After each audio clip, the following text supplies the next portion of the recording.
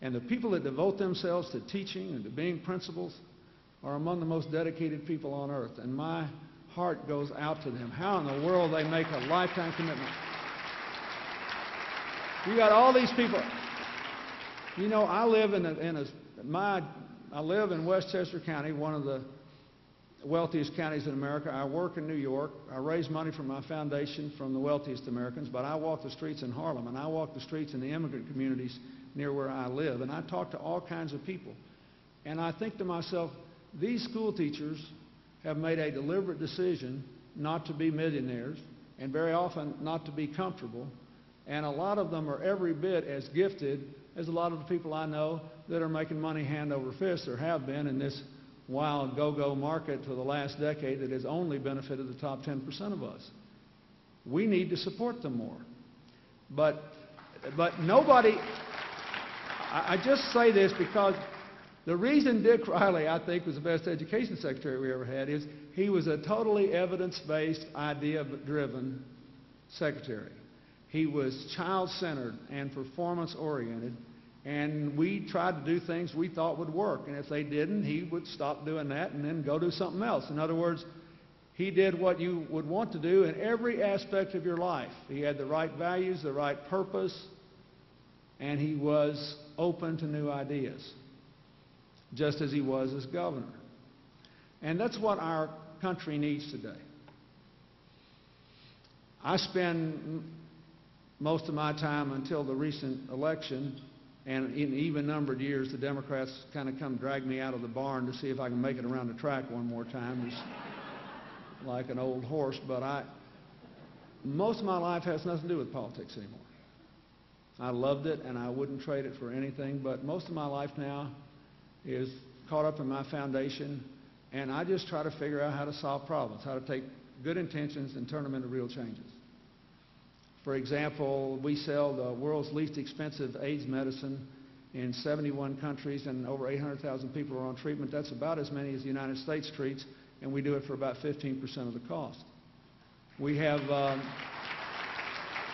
climate change projects in 40 cities on 6 continents, proving that this is an economic opportunity, not an economic burden. And unless we can prove it's an economic opportunity, the United States and Europe and Japan can cut our greenhouse gas emissions, but the Indians, the Chinese, the Brazilians, the Mexicans, the Indonesians, none of these other people are going to follow our lead. We can't, this is not castor oil, folks. We've got to prove this is the greatest opportunity we've ever had since World War II to create jobs in every section of America. So I'm trying to figure out how to do that.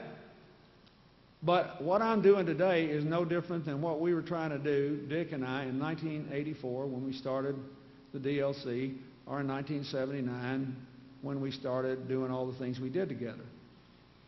And I want you to know just my favorite story, since we're here to honor him as governor for the DLC and as Secretary of Education, about all this.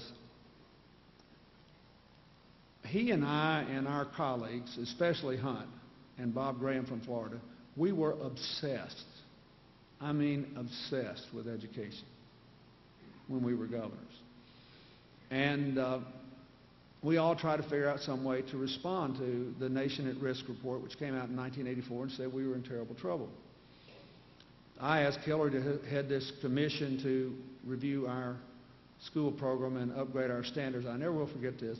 This national expert came out with a report and said that a kid would be better off going to school in any state in America but Arkansas. I thought, that's the way I start a governorship, you know. So I said to Hillary, just to show you how much I love you, I want you head a committee to fix this.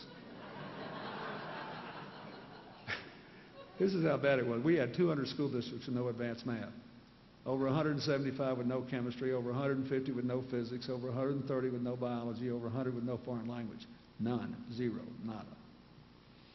Anyway, we did our thing, you did yours here.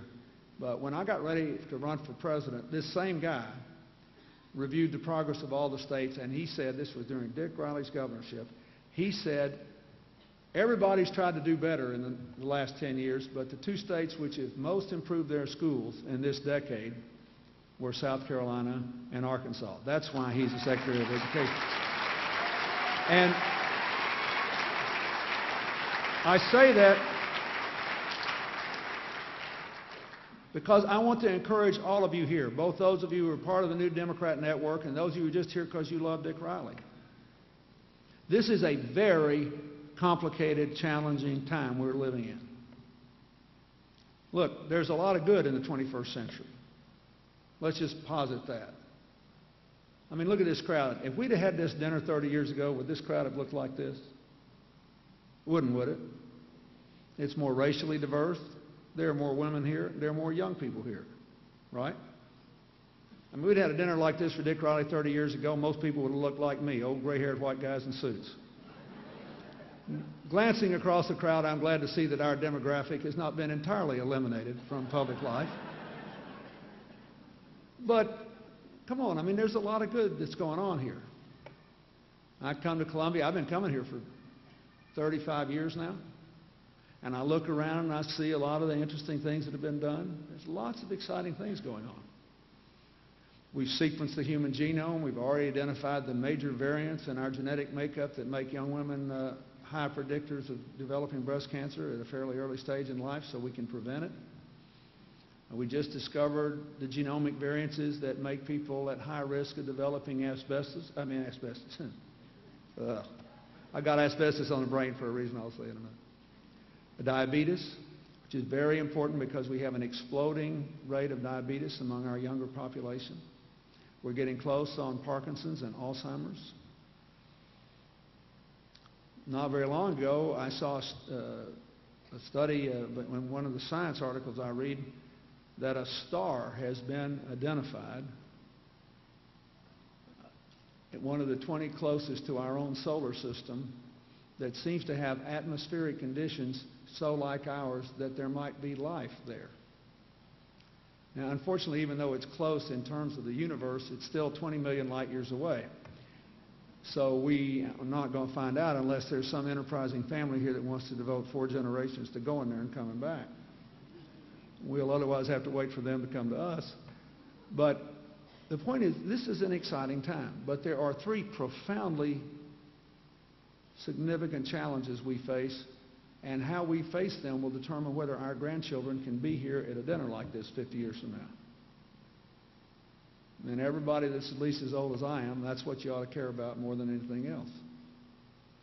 The first is this persistent and growing inequality of opportunity in education, in health care, and in jobs and incomes. The second is the loss of America's standing in the world, along with the rise of all these conflicts rooted in racial, ethnic, and religious differences, and the prospect that terrorists could get a hold of more dangerous weapons. In a world which is interdependent, where you can't build walls around yourself, it only takes a few people who believe our differences are more important than our common humanity to do a world of damage. And if you look all over the world at every trouble point, whether it's between the Israelis and the Palestinians, or the intra-Palestinian fight, or the troubles our 2 friends, the Kurds and the Turks, are having, or the Shia and the Sunni arguing in Iraq when they could be just pumping oil and getting rich together, or just look anywhere in the world, at the root of every one of these conflicts is the obsessive conviction that only our differences matter. And if you move away from that and the worst example of that, of course, is the Al-Qaeda, because they're high-tech nihilists. Right? They operate out of caves. They're smart as can be. They understand the internet. They understand technology. They move. They're always doing something different. They're always looking for some new way to kill people. And all that matters to them are our differences. Indeed, the major reason for the success of the American effort in Iraq recently has been the rejection of the Al-Qaeda by the other Sunni insurgents who used to fight for us and now fight with us, because these guys went around cutting off the heads of Sunni tribal leaders just because they disagreed with them about anything. Now, if you move back from that, the sort of least toxic form of that, but troubling for us, is what to do about immigration in America and how to handle illegal immigration. I personally believe we need stronger border controls and stronger workplace controls, but we ought to give the people that are here some path to citizenship, because we need to know who's here, and we're never going to find out unless they have some incentive to sign up.